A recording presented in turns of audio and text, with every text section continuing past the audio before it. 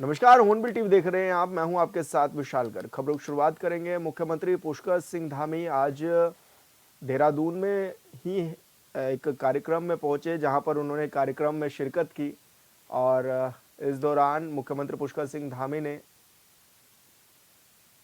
सभी समस्त जनता को संबोधित भी किया और सम्मेलन का इस दौरान आयोजन किया गया था। कार्यक्रम में मुख्यमंत्री पुष्कर सिंह धामी ने शिरकत की थी। वही कार्यक्रम को संबोधित करते हुए सीएम धामी ने पार्टी की उपलब्धता बताते हुए देहरादून से बीजेपी प्रत्याशी सौरभ थपलियाल के पक्ष में वोट देने की अपील भी की।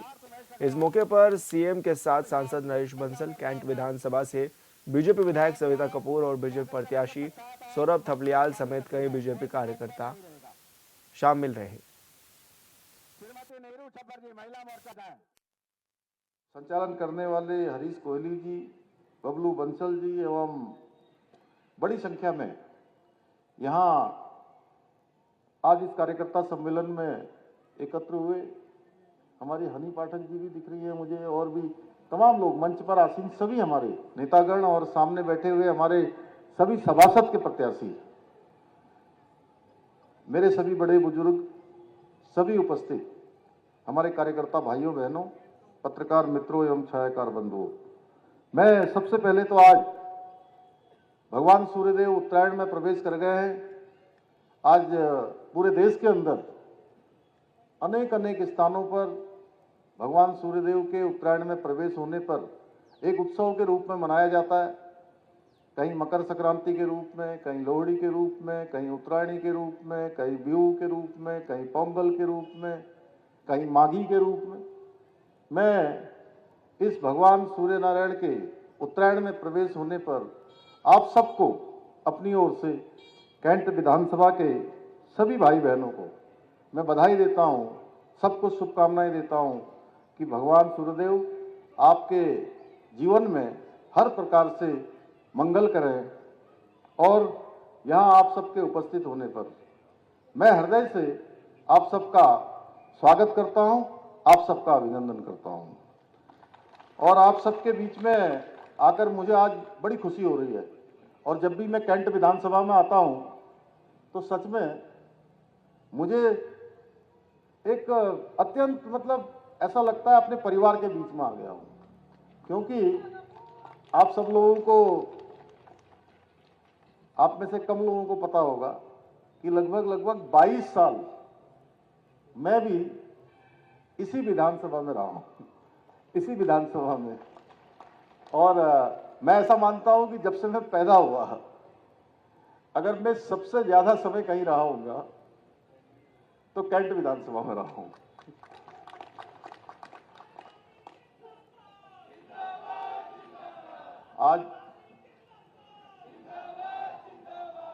आज के इस अवसर पर हमारे आदर्श एवं प्रणवस्रोत रहे स्वर्गीय हरबंस कपूर जी को भी मैं आज श्रद्धापूर्वक नमन करता हूं, जिन्होंने हमारे राज्य में और जब उत्तर प्रदेश था, उत्तर प्रदेश में और देहरादून की सेवा के लिए, इस पूरे क्षेत्र को आगे बढ़ाने के लिए अपना संपूर्ण जीवन समर्पित कर दिया। उनके सेवा भाव और समर्पण के कारण ही ये क्षेत्र आज भारतीय जनता पार्टी का एक ऐसा दुर्ग बन गया है, एक ऐसा किला बन गया जो बीते कई दशकों से हमें अपना आशीर्वाद भी दे रहा है, अपना स्नेह भी दे रहा है। साथ ही कैंट विधानसभा क्षेत्र के सभी समर्पित कार्यकर्ताओं का भी मैं विशेष रूप से आज आभार व्यक्त करना चाहता हूं कि हर चुनाव में कैंट विधानसभा हमारा सर्वोत्तम, सबसे अच्छा देने का काम करती है। हमेशा उनका रिजल्ट हमें कहीं ना कहीं प्रोत्साहित करता है। आप सभी के अथक प्रयासों और समर्पण ने न केवल इस क्षेत्र में बल्कि पूरे राज्य में भारतीय जनता पार्टी की जो नीतियां हैं और विचारधारा है उसको जन जन तक पहुंचाने का काम किया है। और आप सभी के, मैं अपने कार्यकर्ता भाई बहनों से भी कहना चाहता हूं, आप सभी के परिश्रम के बलबूते भाजपा का परचम आज देवभूमि और पूरे देश में लहर रहा है। पूरे देश के अंदर आज भारतीय जनता पार्टी की साख बढ़ रही है, भारतीय जनता पार्टी की पहचान बढ़ रही है। हमारे कार्यकर्ताओं की मेहनत का ही परिश्रम का परिणाम है कि हमारे प्रधानमंत्री आदरणीय मोदी जी देश के तीसरी बार प्रधानमंत्री बने हैं। हमारे कार्यकर्ताओं के परिश्रम का ही परिणाम है, उनकी मेहनत का परिणाम है, उनके संपर्क का परिणाम है, उनकी जनसेवा का परिणाम है कि अभी हरियाणा का चुनाव हो रहा था तो हरियाणा के चुनाव से पहले ऐसा कहा जा रहा था कि यहां पर अब की बार भारतीय जनता पार्टी की सरकार नहीं बनेगी। भाइयों बहनों, कार्यकर्ताओं ने अथक मेहनत की, अथक परिश्रम किया और तीसरी बार वहां पर डबल इंजन लगा। तीसरी बार हरियाणा में भाजपा की सरकार बनी है। महाराष्ट्र के चुनाव हुए, महाराष्ट्र विधानसभा में तीसरी बार वहां पर भी डबल इंजन लगा है। आज हर चुनाव में भारतीय जनता पार्टी को विजयश्री तक पहुंचाने का काम कोई करता है तो हमारे कार्यकर्ता करते हैं, हमारे मंडल के पदाधिकारी करते हैं, बूथ के हमारे अध्यक्ष करते हैं, हमारे पन्ना प्रमुख करते हैं, शक्ति केंद्रों के प्रमुख करते हैं, हमारे सभासदगण पार्टी की जो विचारधारा को आगे बढ़ाने का काम करते हैं। एक एक कार्यकर्ता नींव का पत्थर बनकर काम करता है। और सच कहा जाए तो आप सभी कार्यकर्ता भाजपा के वो सच्चे सैनिक हैं जो जनता के बीच में रहकर पार्टी की आवाज को हमेशा बुलंद करने का काम करते हैं। और आज आप सभी का ये जोश और उत्साह देखकर मुझे पूरा विश्वास हो गया है कि ये परंपरा भविष्य में भी इसी प्रकार जारी रहेगी। और मुझे यह भी विश्वास हो गया है यहां पर आकर, क्योंकि मैं इस प्रांगण में दीदी ये कार्यकर्ता ये भरे हुए हैं, जितनी कुर्सियां लगी भरे हैं, जितने यहाँ हैं इससे ज़्यादा बाहर हैं। और मैं यहाँ पर कई सारे कार्यक्रमों में यहाँ पर आ चुका हूँ और मैंने देखा है कि आज मुझे सर्वाधिक कार्यकर्ताओं में जोश दिखाई दे रहा है। और आपके जोश को देखकर मैं कह सकता हूँ कि हमारे नगर निगम के मेयर के प्रत्याशी भाई सौरभ थपलियाल को तो आप मेयर बना ही रहे हैं, लेकिन मेयर और मजबूती से काम करे, उसके हाथ पांव मजबूती से रहे। आप हमारे सभी 16 के 16 प्रत्याशियों को भी, जो निगम के पार्षद के प्रत्याशी 15 प्रत्याशियों को भी आप जिताने वाले हैं। एक तरफा आप कमल खिलाने वाले हैं, मेरे मन में अब कोई संदेह नहीं है। जो थोड़ा बहुत संदेह था आप सबकी उपस्थिति देखकर वो संदेह मेरा दूर हो गया। भाइयों बहनों, उत्तराखंड की राजधानी होने के साथ देहरादून देवभूमि का गौरव भी है। और देहरादून से बड़ी खबर, प्रदेश की सभी निकायों में 23 जनवरी को रहेगा अवकाश। राज्यपाल ने की अवकाश की घोषणा। सभी राजकीय कार्यालय और शिक्षण संस्थान में रहेगा अवकाश। 23 जनवरी को निकाय चुनाव के लिए होगा मतदान। तो ये बड़ी खबर आपको बता रहे हैं, राज्यपाल ने अवकाश की घोषणा कर दी है और 23 जनवरी को अवकाश रहेगा। आपको बता दें कि निकाय चुनाव है 23 जनवरी को, जिसके लिहाज से यह निर्णय लिया गया है।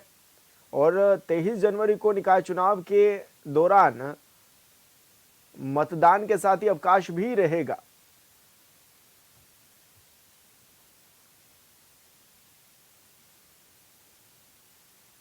देश भर में मकर संक्रांति का पावन पर्व धूमधाम से मनाया जा रहा है। वहीं हरिद्वार के हर की पैड़ी और ऋषिकेश के त्रिवेणी घाट में श्रद्धालुओं का जमावड़ा भी लगा हुआ है।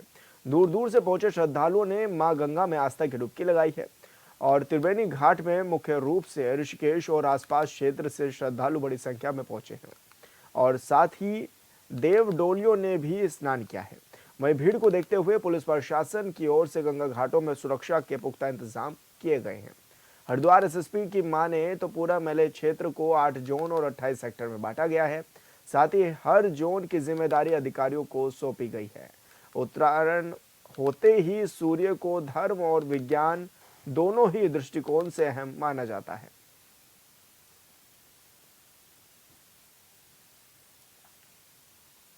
हल्द्वानी में कांग्रेस को फिर एक बार बड़ा झटका लगा है। कांग्रेस के वरिष्ठ नेता सौरभ भट्ट अपने समर्थकों के साथ बीजेपी में शामिल हो गए हैं। उन्होंने बीजेपी के कार्यालय में सांसद अजय भट्ट के समक्ष अपने समर्थकों के साथ बीजेपी की सदस्यता ले ली है।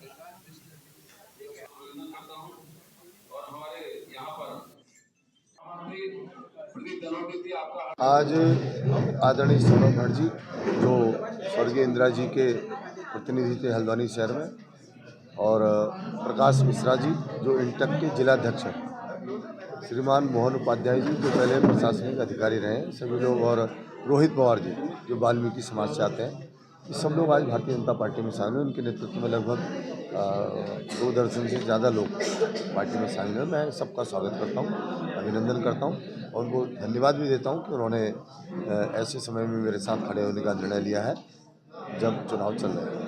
पहले भाई विकास की बात करते हैं। अब मेयर पद पे जाने वाले हैं, जिस प्रकार से प्यार आपको मिला, किस लोगों के बीच में आप जा रहे हैं, किस प्रकार से लोगों का आशीर्वाद आपको मिला? सब लोग आप देख रहे होंगे, जहाँ भी मैं जा रहा हूँ लोग प्यार से, सहयोग से, आशीर्वाद से, स्नेह से मुझसे मिल रहे हैं और सभी मुझे आशीर्वाद और सहयोग के विश्वास दिला रहे हैं। होता है ना, घर आ जाओ सुकून के साथ सो जाता है, नींद आती है बढ़िया वाली, और वो नींद बढ़िया वाले आने वाली है। महाकुंभ का समय है और इसके बाद चुनाव के बाद गंगा स्नान करने जाऊंगा, और जो भी मुझसे गलती हुई है, मैंने कहा कि मैं राजनीति का विद्यार्थी हूँ और राजनीति के विद्यार्थी होने के नाते जो भी मुझसे गलती हुई, मैं अपने परिवार से दूर रहा, इसका मुझे प्रायश्चित है। और ऐसा नहीं कि कांग्रेस ने मुझे सम्मान नहीं दिया, कांग्रेस ने मुझे अपने परिवार की तरह सम्मान दिया, मैं सबका आभारी हूँ।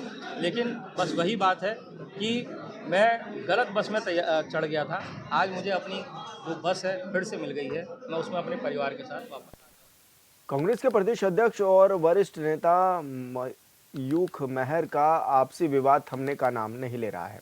अब कयास लगाए जा रहे हैं कि जल्द ही मयूख महर भी बीजेपी का दामन थाम सकते हैं, जिसको लेकर बीजेपी के संगठन महामंत्री आदित्य कोठारी का कहना है कि कांग्रेस के कई बड़े नेता बीजेपी के नेताओं के संपर्क में हैं और जल्द ही कांग्रेस के कई नेता बीजेपी में शामिल हो सकते हैं।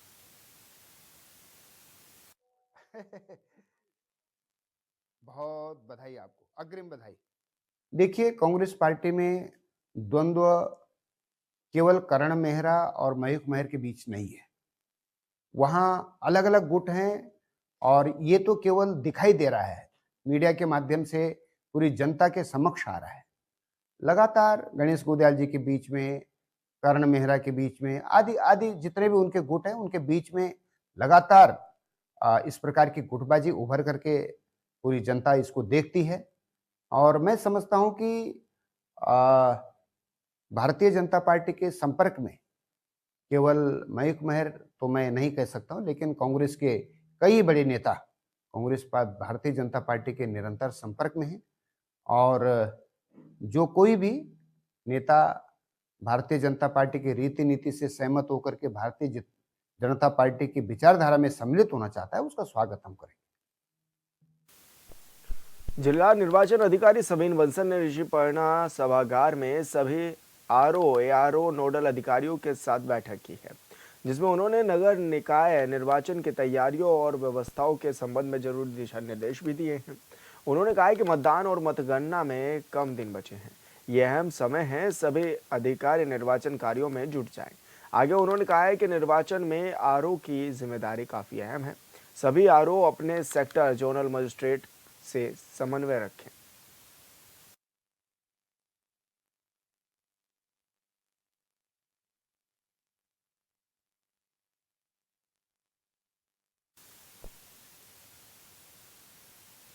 समर्थनों का दौर जारी हो चुका है। बीजेपी से भगवानपुर नगर पंचायत अध्यक्ष पद के लिए चुनाव लड़ रहे रचित अग्रवाल के समर्थन में आज वैश्य समाज इकट्ठा हुआ और चुनावी रणनीति की चर्चा भी की गई। इस मौके पर बीजेपी के वरिष्ठ नेता सुबोध राकेश भी मौके पर पहुंचे, जिससे ये संदेश देने की कोशिश की गई कि बीजेपी के सुबोध राकेश खेमा गुटबाजी को समाप्त कर चुका है, क्योंकि बीजेपी के सुबोध राकेश और बीजेपी प्रत्याशी रचित अग्रवाल के पिता एक दूसरे के बहुत बड़े प्रतिद्वंदी माने जाते हैं।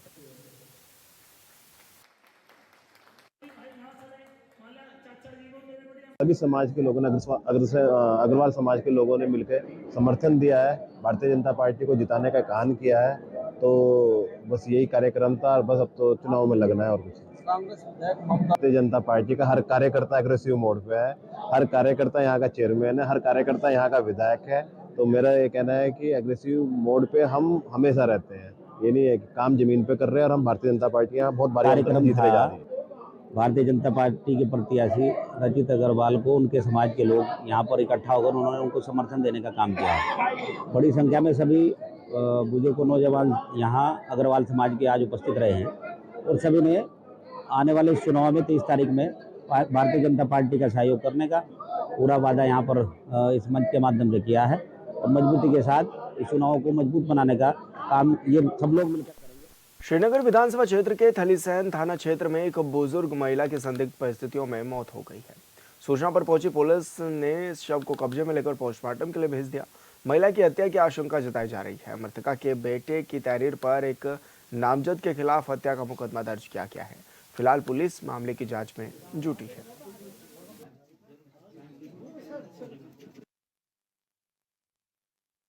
मैं रामेश्वर प्रसाद जो कि हरिद्वार में रहता हूँ, तो मेरे को सुबह गांव से सूचना मिली कि मम्मी की मृत्यु हो गई है, जिससे मैं मौके पे घर पहुँचा। मौके पे घर पहुँचने के बाद मुझे पता चला कि देखा तो ये मृत्यु भर की हत्या है, जिससे हमने पुलिस चौकी में रिपोर्ट लिखाई और इसकी जांच करने के आदेश दिए। मैं प्रशासन से ये चाहता हूँ कि जो भी ये घटना हुई है उसकी सजा। मैं ग्राम मुसेठी से मेरी बहन थी सुरसित देवी और उसकी मृत्यु घोषित पुष्टि पाई हमने। हम 12 बजे लगभग यहाँ पर पहुँचे और हमें संदेह हुआ कि इसकी हत्या हो रखी है और फॉरेस्ट टीम में आई और उन्होंने हमने जांच पूरी कर दी और हमें मतलब चिंता है कि मैं जांच कार्य में पूर्णतः सफलता मिली और जो दोषी लोग उनको। उत्तराखंड में 2 दिन खराब रहने के बाद मौसम एक बार फिर से साफ हो गया है। धूप निकलने से लोगों को ठंड से काफी राहत मिली है। हालांकि एक बार फिर मौसम में परिवर्तन देखने को मिल सकता है। वहीं मौसम विभाग के निदेशक डॉक्टर विक्रम सिंह की माने तो 16 और 17 जनवरी को बारिश और बर्फबारी के आसार है। साथ ही उन्होंने हरिद्वार उधम सिंह नगर में आज भी घने कोहरे का येलो अलर्ट जारी किया है।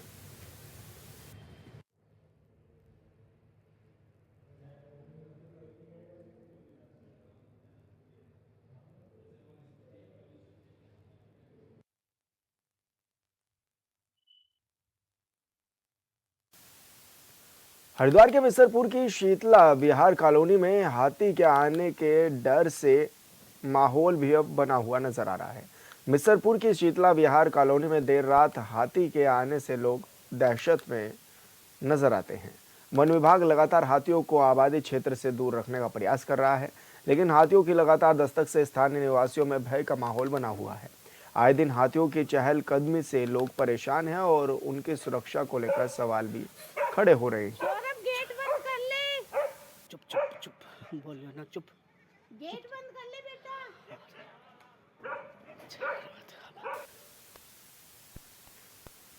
भगवानपुर औद्योगिक क्षेत्र स्थित एक कबाड़ के गोदाम में आग लग गई, जिसकी सूचना पर पहुंची फायर ब्रिगेड की टीम ने कड़ी मशक्कत के बाद आग पर काबू पाया। बताया जा रहा है कि आग लगने से 2 से 2.5 लाख रुपए का नुकसान हो गया है। हालांकि आग के कारणों का अभी पता नहीं चल पाया है।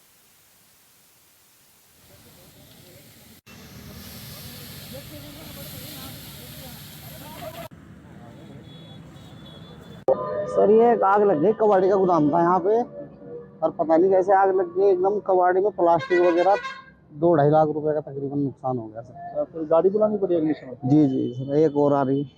कोई वैसा नुकसान तो नहीं होगा? ना वैसा आदमी किसी को कुछ। एक्चुअली हमें 4:16 पर सूचना मिली टेलीफोन से कि राघव पेट्रोल पंप के पास कबाड़ के गोदाम में आग लगी है। तो तुरंत इस पर एक्शन लिया गया। तो हमारा एक वाटर टेंडर 5000 लीटर का बाइक क्रू यूनिट के साथ घटनास्थल पर और मैं खुद भी पहुंचा हूं। तो हमने इसको प्रथम दृष्टि अटैक कर लिया है। आग के कारण क्या रहे? अभी तो ये आग बुझ जाने के बाद मालूम किया जाएगा मालिक से भी कौन है मालिक कबाड़। कितना नुकसान हुआ होगा आकलन? नुकसान का भी वैसे ज़्यादा तो इकट्ठा नहीं था ये, लेकिन इसका भी हम आपको बात बता देंगे। उत्तराखंड की राजधानी देहरादून के राजकीय दून मेडिकल कॉलेज में कैंसर रोग विभाग के 2 वरिष्ठ डॉक्टरों के बीच विवाद ने अस्पताल में हड़कंप मचा दिया है। आरोप है कि कैंसर रोग विभाग के head of department doctor Daulat Singh ने ओपीडी में assistant professor doctor Shashank Joshi के साथ मारपीट की है। इस घटना ने न केवल अस्पताल के बल्कि कर्मचारियों और मरीजों को भी हैरान कर दिया है। इस रिपोर्ट में देखिए।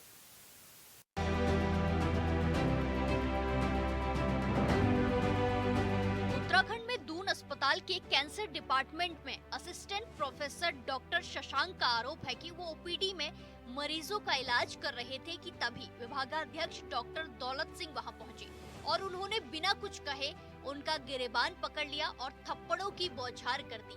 इस पूरे घटनाक्रम के दौरान कई मरीज और स्वास्थ्य कर्मी मौके पर मौजूद थे।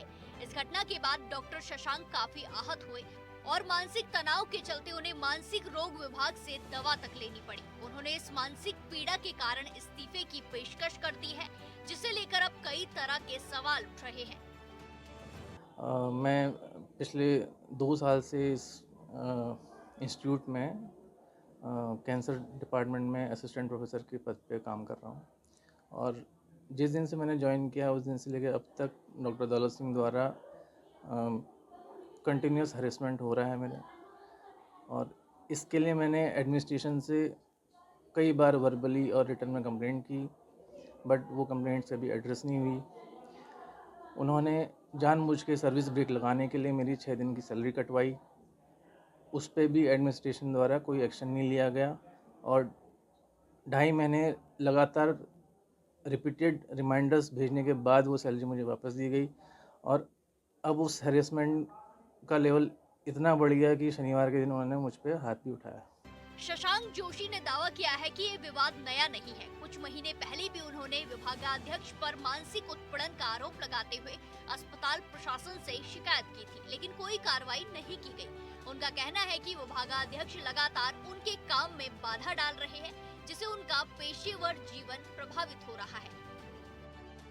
मैंने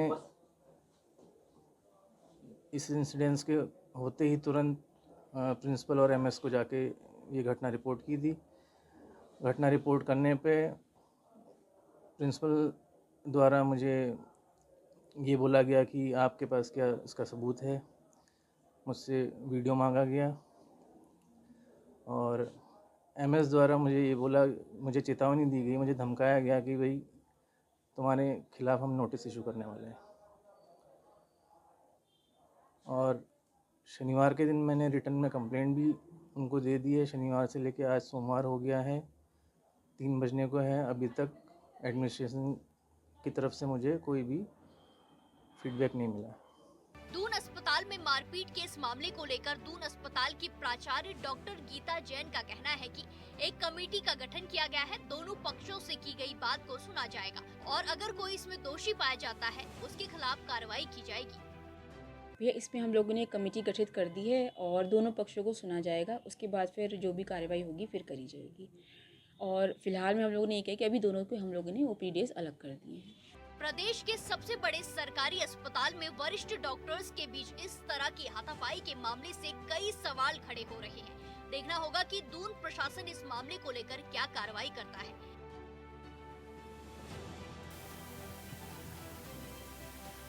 ब्यूरो रिपोर्ट हॉर्नबिल टीवी। और फिलहाल इस बुलेटिन में इतना ही। आप देखते रहिए हॉर्नबिल टीवी। नमस्कार।